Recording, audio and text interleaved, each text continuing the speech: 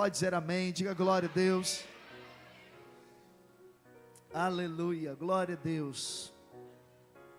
Queridos, como tivemos esse tempo de formatura, então eu vou procurar ser bem sucinto naquilo que tenho para ministrar, mas tenho certeza que Deus vai falar ao seu coração. Quero convidar você a abrir no Evangelho de Mateus, capítulo 7, versículo 24. Normalmente nós damos um tema para a pregação, o tema da mensagem, um tema da pregação. E eu resolvi chamar a mensagem de hoje, A Casa Caiu, e você vai entender por quê. Havia uma expressão, eu não sei se ela ainda é usada hoje, mas algum tempo atrás, havia uma expressão quando algo dava errado, quando algo saía do controle, quando algo desorganizava, quando havia um problema, então um incidente, alguma coisa inesperada, alguém dizia: a casa caiu, o problema aconteceu. Agora aquilo que era iminente se tornou uma realidade. E a Bíblia vai mostrar aqui no Evangelho de Mateus, no capítulo 7, versículo 24, de uma casa que caiu. E nós vamos ver por que isto aconteceu. Amém? Só para você entender, a Bíblia, ela nos associa com alguns símbolos. Então você precisa ter esse entendimento, esse panorama quando você lê a Bíblia. Por exemplo, o Salmo número 1, ele diz que o homem de Deus, ele é como árvore plantada. Então a Bíblia nos chama de árvores, amém? Mas a Bíblia diz que nós também somos ramos da videira. A Bíblia, ela diz que nós também somos colunas da casa de Deus. A Bíblia, ela também nos chama de águias. Ela diz que aqueles que esperam no Senhor sobem como águias. Então você precisa entender que a Bíblia usa algumas figuras, alguns símbolos para referir-se a mim e referir-se a você. E um dos símbolos que a Bíblia diz para referir-se a nós é casa. Diga casa. Então a Bíblia diz que nós somos a casa de Deus. A Bíblia diz que nós somos a habitação de Deus. Diga: eu sou casa de Deus. Eu sou a habitação de Deus. Você crê nisso? Diga amém. Então a casa é a sua própria vida, porque esse texto ele vai falar de casa. Mas aqui a casa pode ser você individualmente, mas a casa aqui também pode ser a sua casa, o seu lar, a sua família. Então se você é casado, você e sua esposa, se você tem filhos, a sua casa, família, esposa, filhos. Ou se você mora com os seus pais, então você e os seus pais, casa.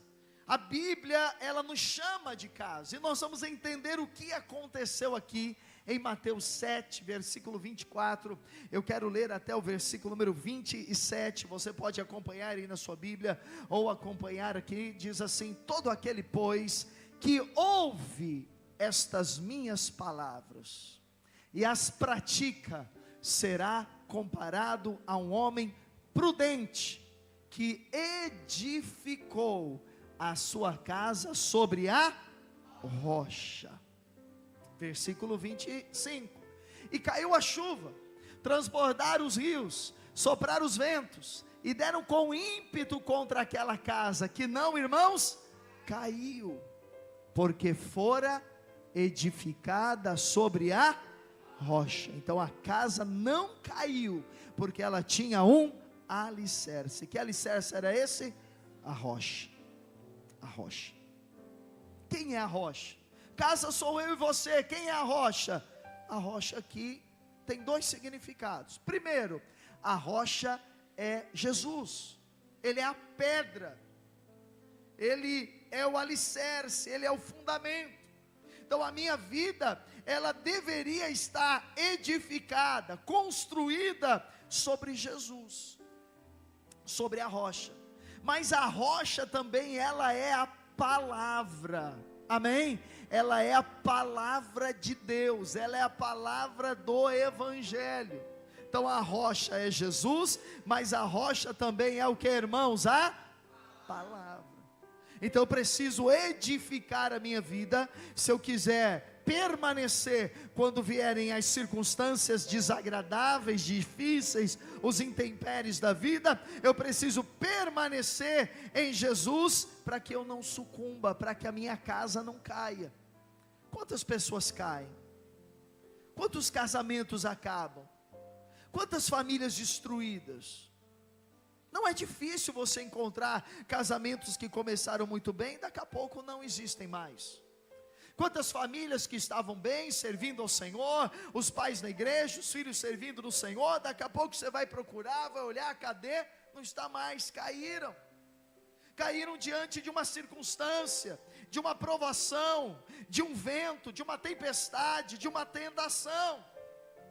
Isso é muito ruim, porque toda queda vai trazer para nós consequências.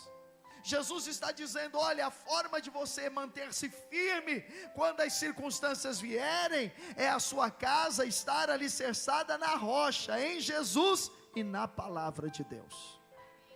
Aleluia.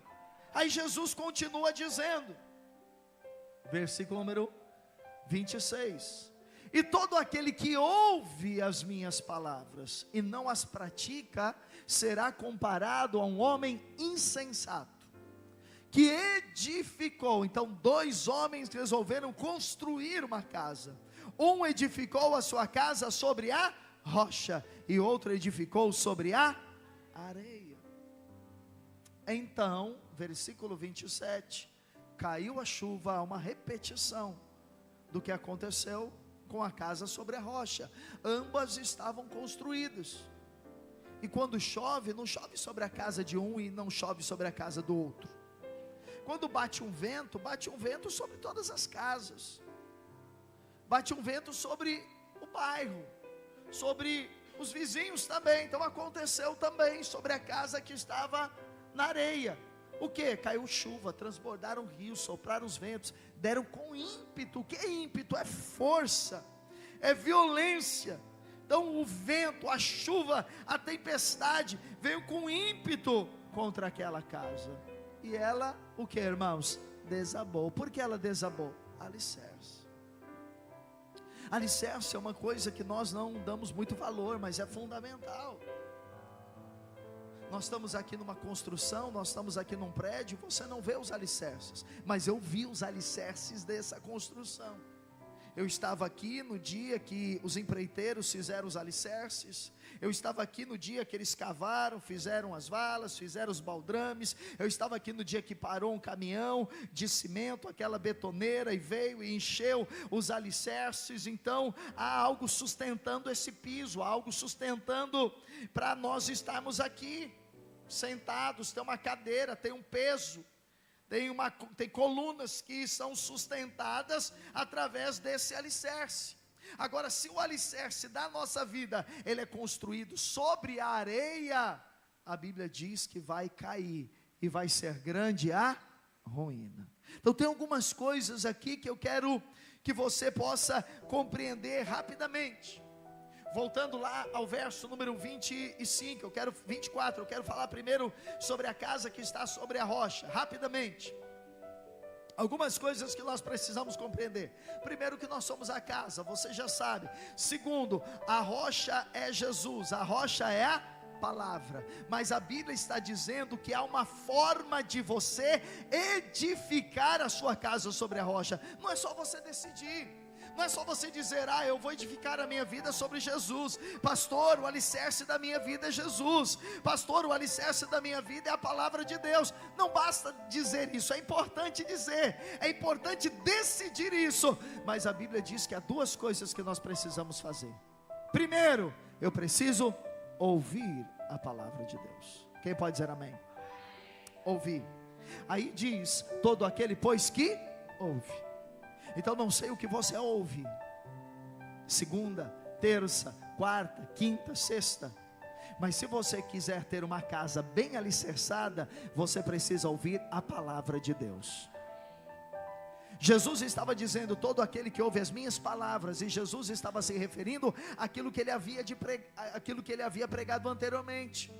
Depois, se você for ler o capítulo 5 de Mateus, nós estamos no 7. Se você for ler o capítulo 5 e o capítulo 6, Jesus ele está num monte pregando e falando de assuntos dos mais diversos possíveis. Então, por exemplo, Jesus está falando sobre o perdão, Jesus está falando sobre a compaixão, Jesus está falando sobre a vingança, Jesus está falando sobre oração, Ele está falando sobre jejum, Ele está falando sobre ofertar. Está tudo aí, capítulo 5, capítulo 6, capítulo 7.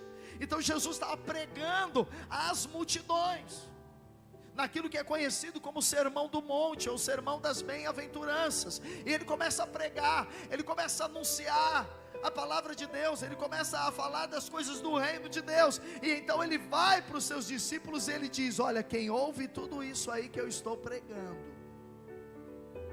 quem ouve tudo isso aí que eu estou dizendo, quem ouve estas minhas palavras, então é necessário ouvir. A Bíblia diz que a fé, ela vem pelo ouvir. E ouvir o que, irmãos? A pregação da palavra de Deus. Por isso é tão importante que você esteja no culto. Por isso é tão importante que domingo na sua agenda seja o domingo de você congregar. É importante que durante a semana você separe momentos para ouvir a palavra de Deus, ou então para ler a palavra de Deus. É tão importante que você participe daquilo que a sua igreja, a qual você é membro, promove para te edificar, para proporcionar que você ouça a palavra. Então, além do culto de domingo, as células, os cursos, o trilho do vencedor, as conferências, as 40 horas de jejum e oração. Para que tudo isso? O pastor precisa de tudo isso, sim, porque eu e você precisamos ouvir a palavra. Há muitas vozes no mundo, irmãos. Todo dia nós ouvimos muitas coisas, nós ouvimos más notícias, nós ouvimos maledicências, nós ouvimos as vozes do diabo muitas vezes falando nos nossos ouvidos, nós ouvimos incredulidade. Às vezes você mora com alguém que é incrédulo, não porque é incrédulo porque não seja crente. Às vezes o não crente é mais crente do que crente. Tem crente que é incrédulo, ele não crê no poder de Deus, ele não crê na unção de Deus, ele não crê que Deus pode fazer um milagre, que Deus pode restaurar, que Deus pode salvar a casa dele, que Deus pode tirar os seus filhos das drogas, que Deus pode dar prosperidade. Ele não crê. Por que ele não crê? Porque ele não ouve. Amém? E às vezes você convive com alguém que o tempo todo está falando coisas negativas. Então você precisa ouvir a palavra de Deus. A maioria das pessoas hoje está horas navegando na internet, horas na rede social, horas no Facebook, horas no Instagram, horas no TikTok, passando vídeos, rolando telas e ouvindo muitas coisas. E muito desses conteúdos não tem nada a ver com a palavra de Deus. Ah, mas é uma oração, mas é uma reza, mas é uma pregação. Ainda assim você precisa avaliar se está de acordo com a palavra de Deus. Se está, amém, ouça e tome para você. Mas a Bíblia diz que não é só ouvir. A Bíblia diz que além de ouvir, nós também precisamos fazer o que, irmãos? Praticar. Diga praticar. Praticar. Essa palavra praticar no original significa construir, formar, modelar. Então o que Jesus está dizendo? A casa é a sua vida, o alicerce, o fundamento, é aquilo que você decide colocar na sua vida e colocar na sua casa. Essa é decisão sua, ninguém pode tomar essa decisão por você. Pastor não pode, pastora não pode, líder de célula não pode, seu pai não pode, sua mulher não pode, seu marido não pode. Enquanto são crianças nós podemos. Então enquanto é criança, você ensina a palavra, você traz no culto, você leva para a célula. Mas depois tem maioridade, vira adulto, vai tomar as suas decisões. Então essa escolha de edificar a sua vida pela palavra é nossa. O que é praticar a palavra? É dizer, eu vou construir a minha vida de acordo com os fundamentos e os princípios da palavra de Deus. Você pode dizer amém? Irmãos, a Bíblia, ela tem princípios. A Bíblia, ela é nos dada em forma de semente. sementes, princípios, que nós vamos decidir praticá-los ou não. Então você está lá na sua casa com a sua família, você precisa decidir o que nós vamos assistir na TV. Como é que vai ser a nossa comunicação aqui dentro? Vai ser aos gritos? Vai ser com desrespeito? Vai ser xingando um ao outro? Ou eu quero trazer princípios aqui do reino de Deus? Honra, respeito, amém? Esse é um princípio que você precisa decidir. Então os meus filhos, eu vou deixar cada um dos meus filhos num quarto, no celular, fazendo não sei o que? Ou eu vou trazer os meus filhos, enquanto eles são pequenos, enquanto estão sob a minha responsabilidade, eu vou trazê-los para estar comigo, para nós orarmos, para nós sentarmos à mesa. Essa semana eu ouvi uma pesquisa muito interessante, que diz que uma refeição por semana, feita pela família à mesa, sem celular, diminui em 60% a probabilidade daquela criança e daquele adolescente ser deprimido ou ansioso. Isso é uma pesquisa científica. Vou repetir. Quando você senta com seus filhos e seu cônjuge à mesa para fazer uma refeição pela semana, sem celular, sem televisão, sem tela, sem interrupção, você diminui 60% a chance de seu filho ter problemas com drogas, com depressão, com ansiedade. O que é isso? Princípios. Então como é que eu vou gerenciar o meu dinheiro? A Bíblia ensina qual princípio. Eu vou gastar além do que eu posso? Eu vou impulsivamente comprar tudo que eu quero pela frente? Eu vou me endividar? Ou eu vou viver aí apostando? Que isso é uma doença hoje na nossa sociedade, uma doença mental, de muitas pessoas que estão presas aí nas bets, apostando, perdendo. Algum tempo atrás uma pessoa, não tem nada a ver com a igreja, nem crente é, conversando comigo, ela disse, olha, ela sabe que eu sou pastor, e ela disse, olha, eu quero dizer, ela sentiu confiança, e ela disse, eu quero dizer algo para você que ninguém sabe, nem minha esposa sabe, nem meus filhos sabem, eu estou devendo 50 mil reais para agiotas por causa das bets. Princípios que você diz, isso não vou praticar, eu quero praticar os princípios da palavra de Deus. Então quando eu tiver problemas, o que eu vou fazer? Quando eu tiver lutas, o que eu vou fazer? Como vai ser? Eu vou buscar Deus, eu vou orar, eu vou jejuar, eu vou congregar. Isso é um princípio que você estabelece. Quando alguém me ofender, qual é o princípio que você estabelece? Eu perdoo, eu ofendo também, eu largo essa pessoa, vou embora, eu viro as costas para ela, ou eu perdoo, ou eu reconcilio. Isso é o princípio. Quando você pratica os princípios da palavra de Deus, você está edificando a sua casa sobre a rocha.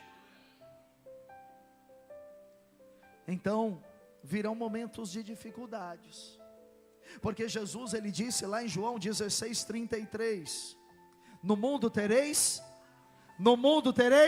aflições. Irmão, só há um jeito de você não ter mais aflições. Quantos gostariam de viver sem aflições? Eu vou orar para você ir para o céu essa noite, irmão. Posso orar? Quem não quer mais ter aflição, vem aqui na frente que eu vou orar para você ir para o céu hoje. Ninguém? Vem, irmão. Você vai para o céu, você vai viver com Jesus. Ninguém quer ir viver com Jesus? Oh Deus, preciso ser um pastor melhor, porque era para você vir aqui e dizer, não, viver, Paulo disse que viver com Jesus é a melhor coisa da vida, que é coisa gloriosa, mas deixa para lá, pensando que eu estou nesse mundo, eu vou ter o quê? Aflições. Quem disse para você que quando você virou crente, você não vai ter mais problema? Quem foi o perturbado que disse isso para você? Porque te enganou. enganaram você. A Bíblia não diz isso, mas a Bíblia diz que Deus vai estar com você, que Deus vai ser o seu refúgio, que Deus vai ser a sua fortaleza, que Deus vai guardar a sua vida. Agora, como isso acontece? Acontece quando você está na rocha.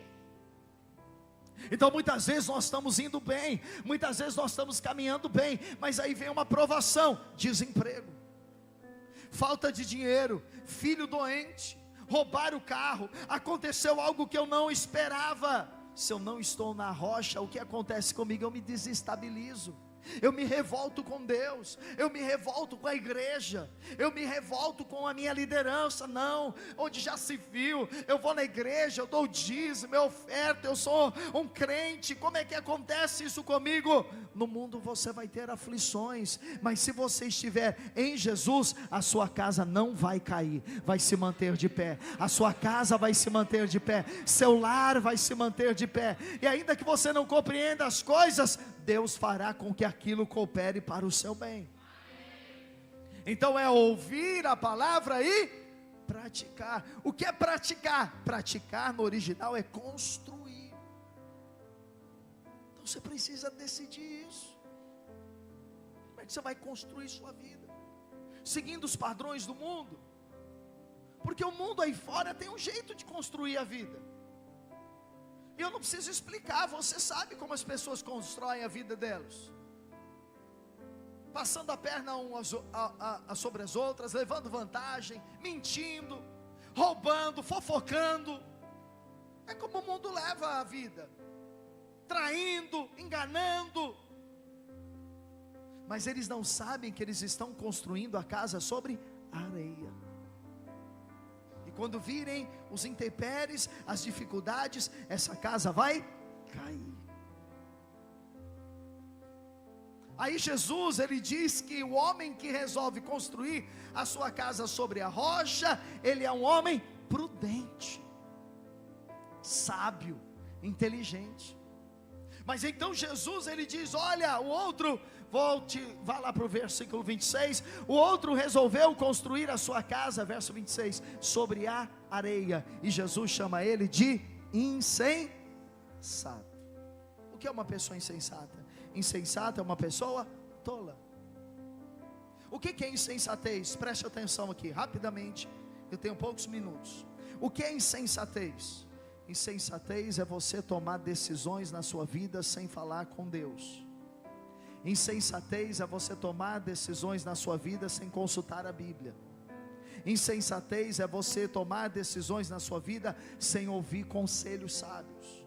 Insensatez é você tomar decisões na sua vida contrárias à palavra de Deus. Aí você pode dizer: pastor, mas eu fiz, eu não sabia, eu fiz sem saber. Você, talvez, e já aconteceu comigo, às vezes a gente toma uma decisão e a gente acha que está fazendo corretamente e se equivoca, e a gente diz: puxa, eu não sabia. Deus nos perdoa, sim ou não? Sim ou não? Sim, Deus nos perdoa, mas escute, olhe para cá. Deus nos perdoa, mas a consequência, ela não é eliminada. Então nós acabamos arcando com as consequências de uma insensatez, de não observar o que a palavra de Deus diz. Mas eu não sabia. Oséias 4:6, o meu povo perece porque lhe falta conhecimento.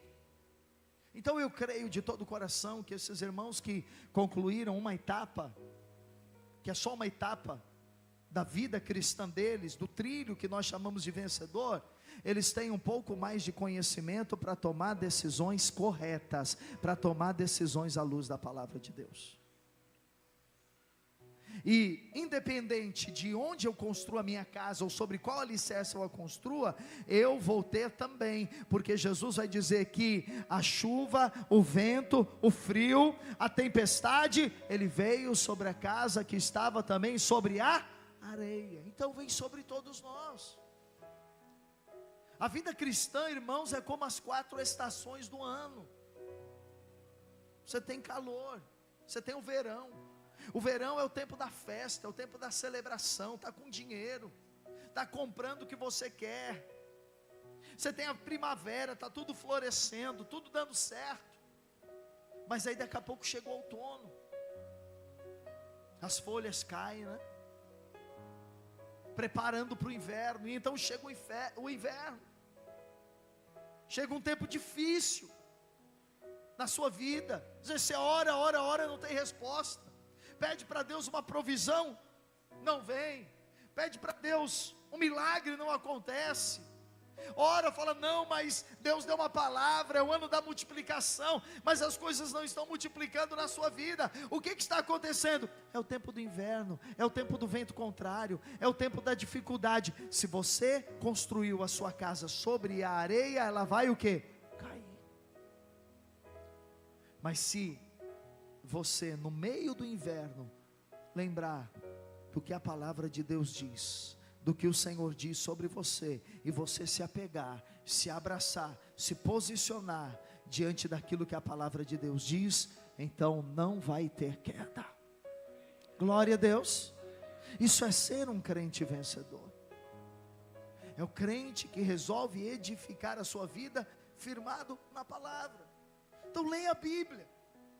Pastor, eu leio, não entendo, peça a revelação. Fala, Espírito Santo, eu estou lendo aqui, eu não estou entendendo nada. Abra os meus olhos, abra o meu entendimento. Pergunta para alguém mais maduro na igreja. Pergunta, irmão, eu leio, não entendo, me explica. Aconselha, porque a Bíblia diz que numa multidão de conselheiros existe o que, irmãos? Sabedoria. Conselho, pede conselho para alguém experiente na palavra. Não conselho do ímpio. Não aquele que vai dizer, separa mesmo, larga mesmo, não tem jeito.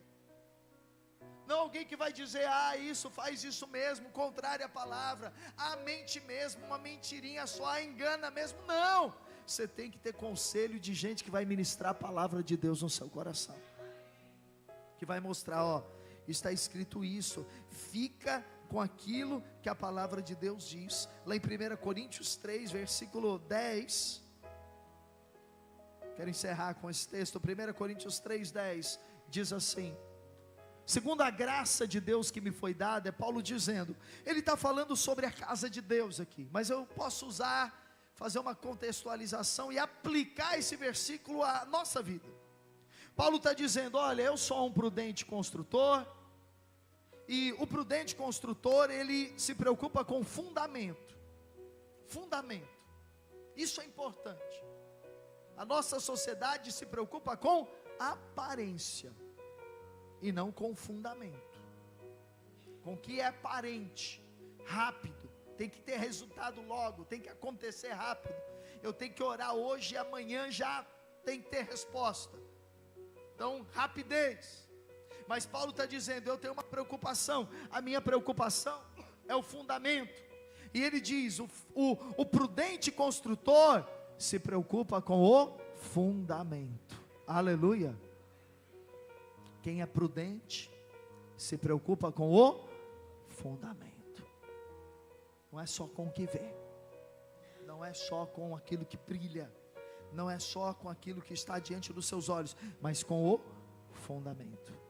Paulo então vai dizer, e outro edifica sobre ele. Então o fundamento é a rocha, é Cristo, é a palavra. Aí nós vamos edificar sobre o fundamento. E Paulo vai dizer, porém cada um veja como edifica.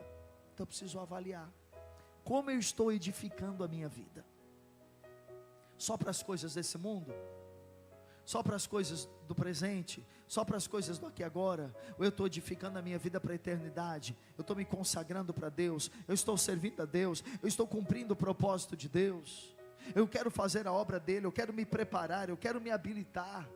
Eu estou orando pela salvação da minha casa, eu estou orando para que o meu casamento reflita Jesus, eu estou trazendo os meus filhos para a casa de Deus, enquanto menores, crianças, adolescentes, porque eu quero que eles tenham princípios e valores baseados na palavra de Deus. Eu estou andando em amor, eu estou andando em perdão, eu estou vivendo uma vida generosa com as pessoas. É isso, eu estou preocupado em como eu estou edificando. Aí, irmãos, pode vir vento, pode vir chuva, pode vir tempestade, pode vir problema, a tua casa, a tua vida, a tua família, o teu casamento, o teu lar estará sempre de pé. Você quer isso para a sua vida? Eu quero orar por você.